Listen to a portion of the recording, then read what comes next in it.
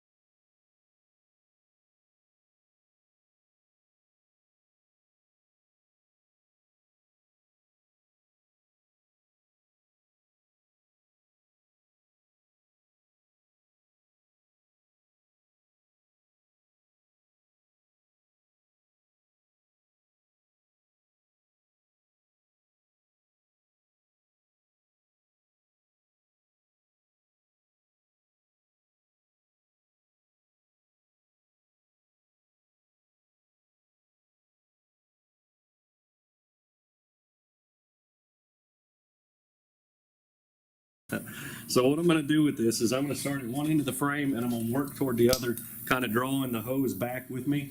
I got almost all the holes and everything taped off, so hopefully it won't have too much drip on the floor, but we'll see.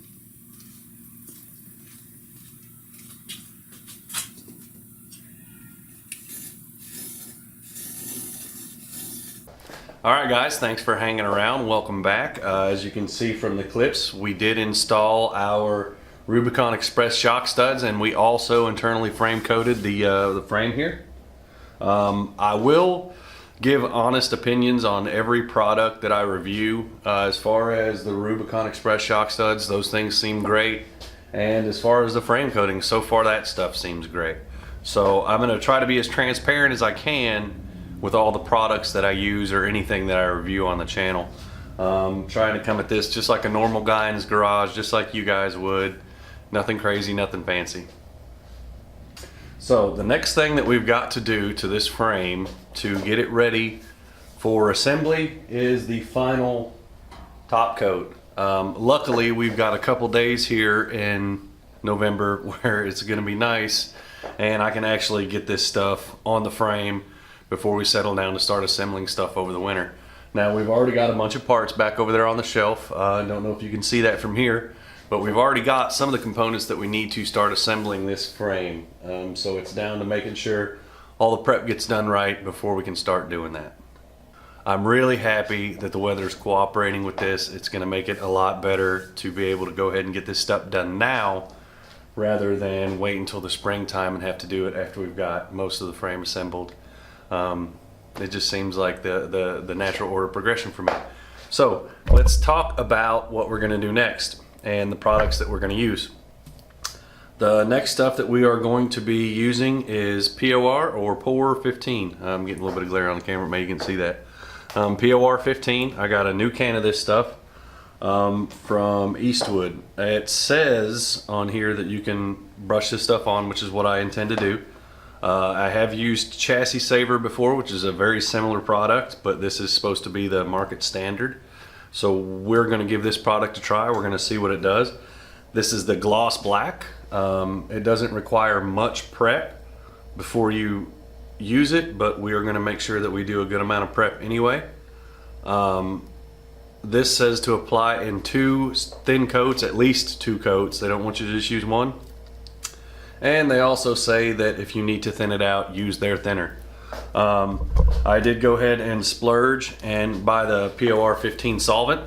Now this stuff also helps clean your brushes or clean your gun or whatever you want to use as far as cleanup goes, and it also thins the material so you can spray it through a gun, but we're not going to do that. We're going to go ahead and just brush it on. I also bought the POR 15 top coat. Now this stuff is just for if it's going to be exposed to sunlight. Now this frame, hopefully we're not going to roll it and expose the bottom of it to sunlight, but there's certain parts that I know that I'm going to be painting with this stuff that are going to need top coated. So we're going to make sure that we have this stuff around just as a 3-part set for this stuff. They recommend their Prep All spray as well, but I have my own.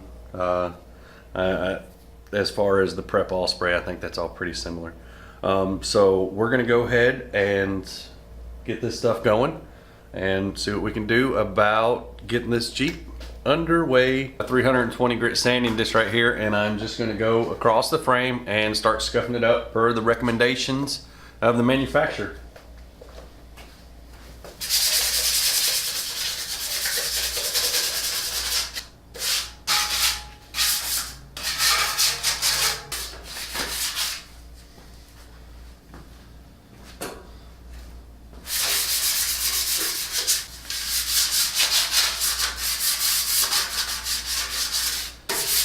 Over our frame twice with 320 grit sandpaper. Now the reason that we did that is to give the POR 15 top coat a good mechanical tooth to stick to.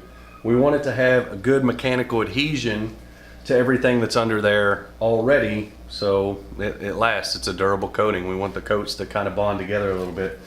Next step is Duplicolor Prep Spray.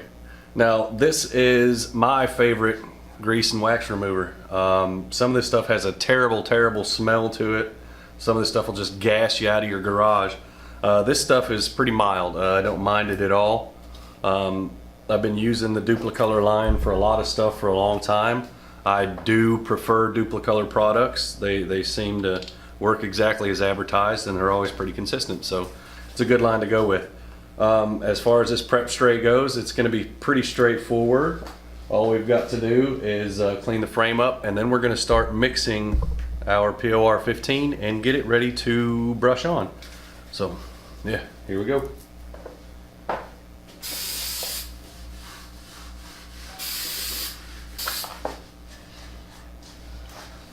So we're back over here at the frame. We've got our POR 15 in our cup, and we're going to go ahead and start painting it on.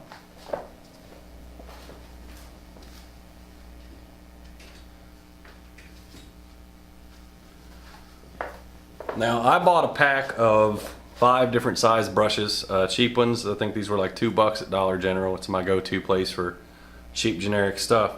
But these brushes are pretty much throwaways. I'm not going to do much with them other than exactly what I got to do.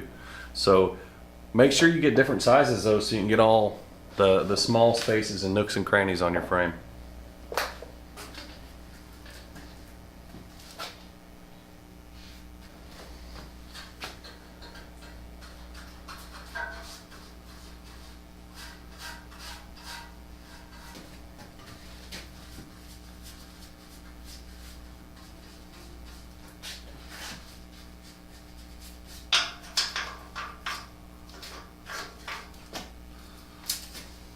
Alright guys, thanks for hanging around. We got our second coat of POR 15 on the frame. It looks great, lays down smooth. All the brush strokes, once again, in the second coat kind of just went away. It is absolutely rock hard, like they state. Seems to be really wonderful stuff. The frame looks top notch. I'm super excited, super stoked about doing it. It is a little bit fumey here in the garage though. That's one thing that I did notice. So make sure that you keep opening the garage door and letting your area breathe. I'm gonna let this sit in here and cure overnight. In our next episode, we will be putting on the bump stops and flipping over the frame and starting to assemble the suspension. So make sure you hang around for that. Comment, like, subscribe, and thanks for watching, guys. See you next time.